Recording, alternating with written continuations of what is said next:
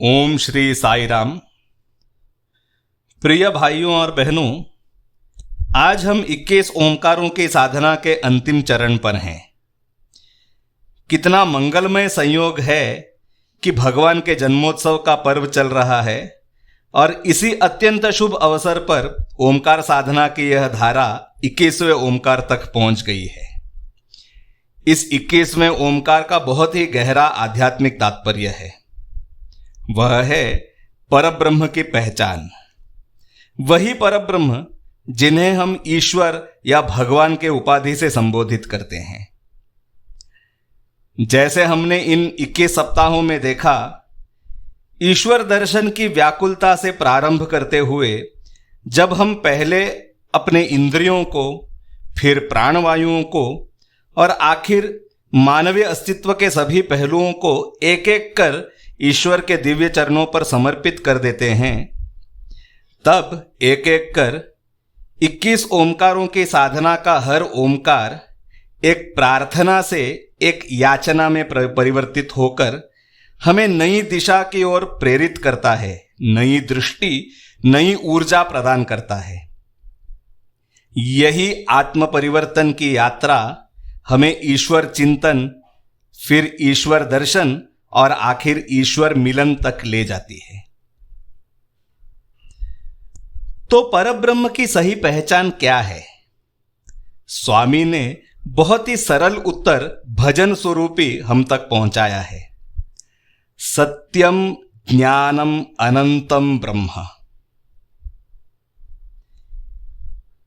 इतने सरल शब्द, परंतु बात उतने ही गंभीर रहस्य की। उपनिषदों में भी इसी महावाक्य द्वारा ईश्वर का वर्णन किया गया है। सत्यम ज्ञानम अनंतम ब्रह्म।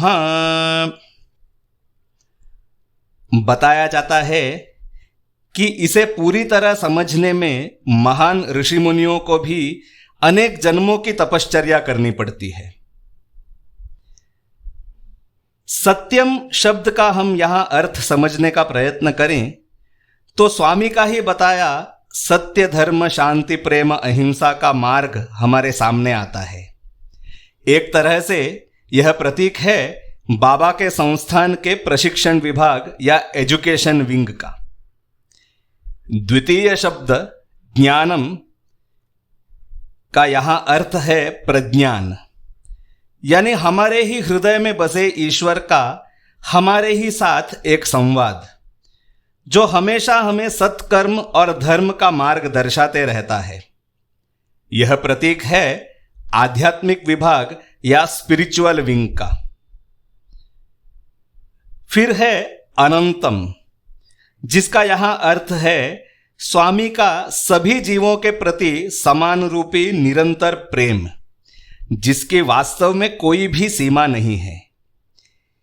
इसी प्रेम की धारा को सेवा के रूप में सारे जग तक पहुंचाने का अनन्य भाग्य कुछ ही लोगों को मिल पाता है।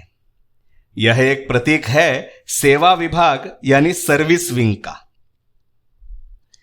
स्वामी की असीम कृपा देखिए कि उन्होंने इन तीनों पहलुओं को हम सबके जीवन का एक अविभाज्य भाग बना दिया, ताकि हम केवल इन शब्दों को सुने और समझे नहीं, बल्कि इनका आचरण भी करें।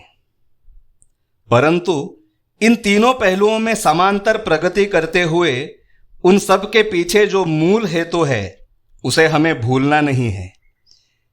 ये सभी माध्यम हैं ईश्वर मिलन के। ईश्वर सदैव हमारे समक्ष उपस्थित होते हैं।